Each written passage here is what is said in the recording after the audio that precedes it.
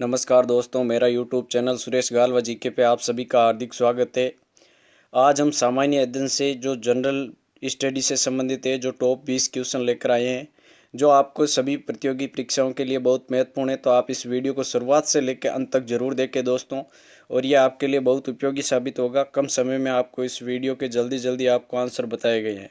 तो सबसे पहला क्वेश्चन है हमारा, निम्नलिखित में से किस उपनिषद में वसुदेवे कुटुम्बकम शब्द का उल्लेख किया गया है? निम्नलिखित में से किस उपनिषद में वसुधैव कुटुम्बकम शब्द का उल्लेख किया गया है? तो इसमें आपको आंसर सी है, महा उपनिषद में। किस में किया गया है मित्रों? महा उपनिषद में, ध्यान रख लेना। इसी प्रकार क्वेश्चन नंबर 2 है, यूनेस्को की विश्व धरोहर सूची में शामिल कंचनजंगा बायोस्फीयर रिजर्व किस प्रदेश में स्थित है? यूनेस्को की विश्व धरोहर सूची में शामिल कंचनजंगा है जो है आपके सिक्किम राज्य में। कहाँ पर स्थित है दोस्तों? सिक्किम। तो ध्यान रख लेना, जनसंख्या की दृष्टि से भारत का सबसे छोटा राज्य है कौन सा? सिक्किम, जहाँ पर जो कंचनजंगा बायोस्फीयर रिजर्व स्थित है। और ध्यान रख लेना, सिक्किम जनसंख्या की दृष्टि से सबसे छोटा राज्य है। सिक्किम की राजधानी क्या है? तो ध्यान रख लेना दोस्तों, गंगटोक। कौन सी राजधानी है सिक्किम की? गंगटोक। तो सिक्किम की राजधानी भी कौन सी है? गंगटोक, ध्यान रख लेना। अगला क्वेश्चन है आपके, वेग और समय का गुणनफल क्या होता है? वेग और समय का गुणनफल क्या होता है?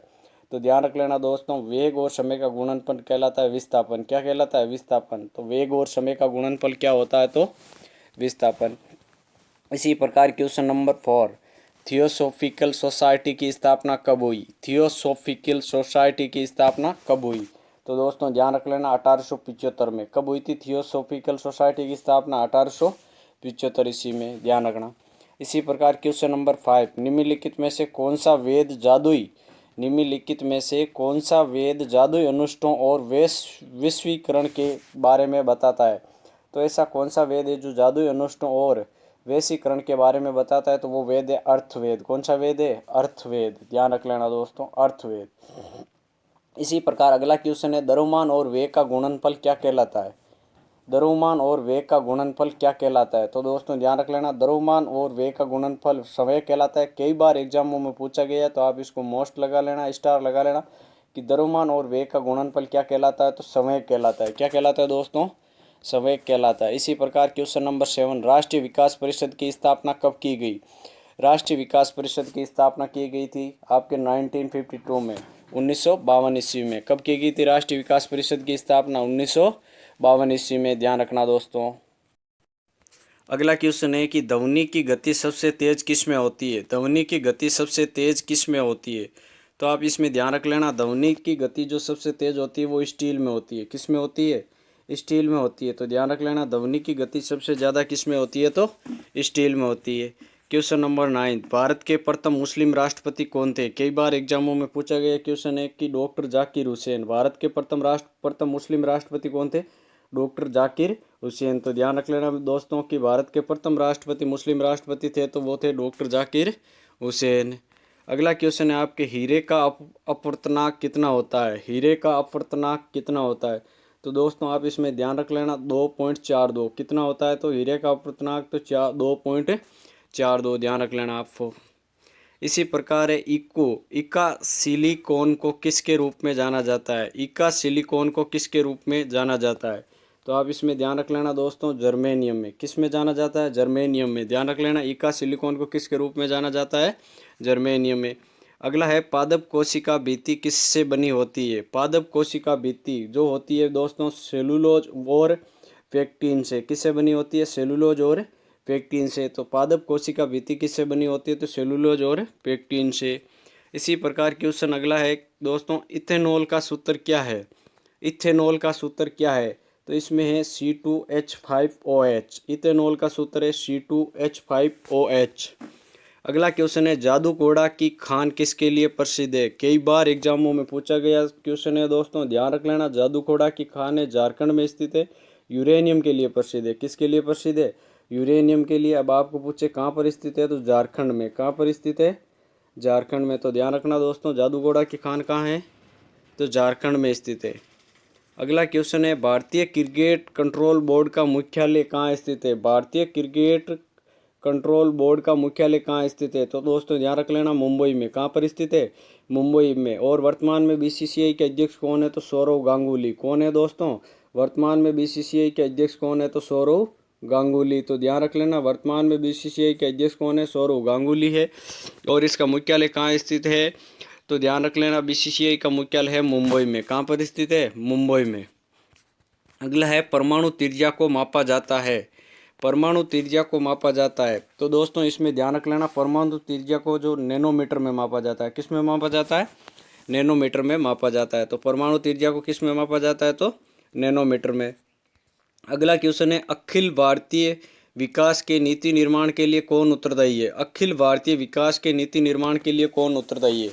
तो दोस्तों इसमें ध्यान रख लेना, आपका आंसर होगा सी कि राज्यसभा। अखिल भारतीय विकास नीति निर्माण के लिए कौन उत्तरदायी है? कोई भी अखिल, जो भी प्रशासनिक सेवा होती है, कौन सी सेवा होती है? प्रशासनिक सेवा होती है, उसके निर्माण का मुख्य योगदान किसका होता है, या कौन शुरुआत कर सकती है, कौन फेल करती है? तो वो करती है राज्यसभा। कौन करती है? ये एक राज्यसभा को विशेष अधिकार है। भारत में पहले दो ही प्रशासनिक सेवाएं थी, एक तो थी आईएएस, एक थी आईपीएस। फिर एक प्रशासनिक सेवा और जोड़ी गई थी जिसका नाम था आईएफएस, इंडियन फॉरेस्ट सर्विस। कौन सी जोड़ी गई थी? Indian forest service. तो जो अखिल भारतीय विकास के नीति निर्माण के लिए मुख्य रूप से कौन उत्तरदायी है? तो वो है राज्यसभा। कौन है आपके? राज्यसभा। ध्यान रखना दोस्तों। अगला है, सफ़ेद फास्फोरस को किस में संग्रहित किया जाता है? तो दोस्तों ध्यान रख लेना, सफ़ेद फास्फोरस को किस में संग्रहित किया जाता है? तो ध्यान रखना, सफ़ेद फास्फोरस को पानी में। किस में किया जाता है? पानी में। क्योंकि ये वायु से क्या कर लेता है दोस्तों? क्रिया कर लेता है। वायु से क्या कर लेता है? क्रिया। तो इसको किस में रखा जाता है? सफ़ेद फास्फोरस को पानी में रखा जाता है। जैसे आपने सुना होगा सोडियम, क्या होता है दोस्तों? सोडियम। तो सोडियम को किस में संग्रहित किया जाता है? तो ध्यान रख लेना, सोडियम को रखा जाता है केरोसिन में। किस में रखा जाता है सोडियम को? केरोसिन में। तो इसी प्रकार सफ़ेद फास्फोरस को भी किस में रखा जाता है? जल में रखा जाता है, क्योंकि ये वायु से क्या कर लेता है? क्रिया। जिस प्रकार सोडियम भी वायु से क्रिया कर लेता है, इसलिए उसको किस में रखा जाता है? केरोसिन में रखा जाता है। अगला क्वेश्चन नंबर 19, मैसूर पेंटिंग हंस दमयंत के चित्रकार कौन थे? मैसूर पेंटिंग हंस दमयंत के चित्रकार कौन थे? तो इसमें थे आपके चित्रकार मुख्य रूप से राजा रवि वर्मा। कौन थे आपके? राजा रवि वर्मा। तो मैसूर पेंटिंग हंस दमयंती के चित्रकार कौन थे? तो राजा रवि वर्मा थे दोस्तों। इसी प्रकार बाबर ने भारत पर पहला आक्रमण कब किया? तो बाबर ने मुख्य रूप से भारत पर पहला आक्रमण किया गया था 1519 ईस्वी में। कब किया था? भारत पर बाबर ने सर्वप्रथम कब आक्रमण किया? तो 1519 ईस्वी में किया गया था। भारत में मान लो पहला ऐसा व्यक्ति कौन था जिसने तोप खानों का प्रयोग किया? तो दोस्तों ध्यान रख लेना, तोप खानों का प्रयोग करने वाला पहला व्यक्ति था बाबर। कौन था? बाबर। तो तोप खानों का भी प्रयोग करने वाला, पहले तोपों का प्रयोग करने वाला व्यक्ति था बाबर। भारत संसद का उच्च सदन किसे कहा जाता है? भारतीय संसद का उच्च सदन किसे कहा जाता है? तो उसको कहा जाता है राज्यसभा को। राज्यसभा को क्यों कहा जाता है दोस्तों, कोई बता सकते हो? इसका मुख्य यही कारण है कि राज्यसभा में जो भी सदस्य होते हैं वो अप्रत्यक्ष निर्वाचित होते हैं। किस प्रकार होते हैं?